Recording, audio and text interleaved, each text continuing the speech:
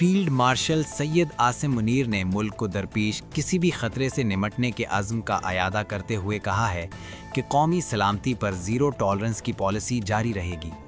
پاک فوج کے شعبہ تعلقات عامہ ISPR کے مطابق فیلڈ مارشل سید عاصم منیر نشان امتیاز ملٹری ہلال جرات، چیف آف آرمی سٹاف اور چیف آف ڈیفنس فورسز نے لاہور گیریزن کا دورہ کیا، جہاں انہیں فارمیشن کی آپریشنل تیاری، تربیتی معیار اور جنگی صلاحیت بڑھانے سے متعلق اہم اقدامات پر تفصیلی بریفنگ دی گئی۔ دورے کے دوران چیف آف آرمی سٹاف و چیف آف ڈیفنس فورسز نے خصوصی فیلڈ ٹریننگ مشق کا مشاہدہ کیا، جس میں جدید ترین ٹیکنالوجیز کے استعمال کا عملی مظاہرہ کیا گیا۔ یہ مشق مستقبل کے جنگی ماحول سے ہم آہنگی، جدت اور لچک پر پاک فوج کی بھرپور اور مؤثر توجہ کو اجاگر کرتی ہے۔ اس موقع پر انہوں نے فوجی جوانوں کے لیے فراہم کی جانے والی کھیلوں اور تفریحی سہولیات کا بھی معائنہ کیا اور جسمانی فٹنس، حوصلے اور مجموعی فلاح و بہبود کے اقدامات کی اہمیت پر زور دیا۔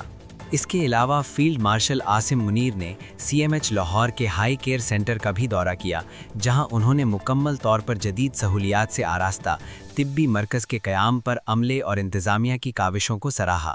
دورے کے دوران افسران سے خطاب کرتے ہوئے چیف آف آرمی سٹاف و چیف آف ڈیفنس فورسز نے قومی سلامتی کو درپیش کسی بھی خطرے کے خلاف پاک فوج کی زیرو ٹالرنس پالیسی پر زور دیا اور کثیر الجہتی چیلنجز کا بھرپور عزم، پیشہ ورانہ مہارت اور یکسوئی سے مقابلہ کرنے کے عزم کا اعادہ کیا۔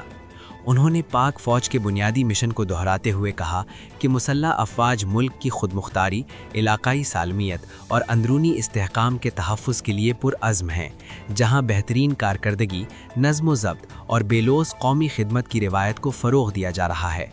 قبل ازیں کور کمانڈر لاہور نے چیف آف آرمی سٹاف و چیف آف ڈیفنس فورسز کا لاہور گیریزن آمد پر استقبال کیا۔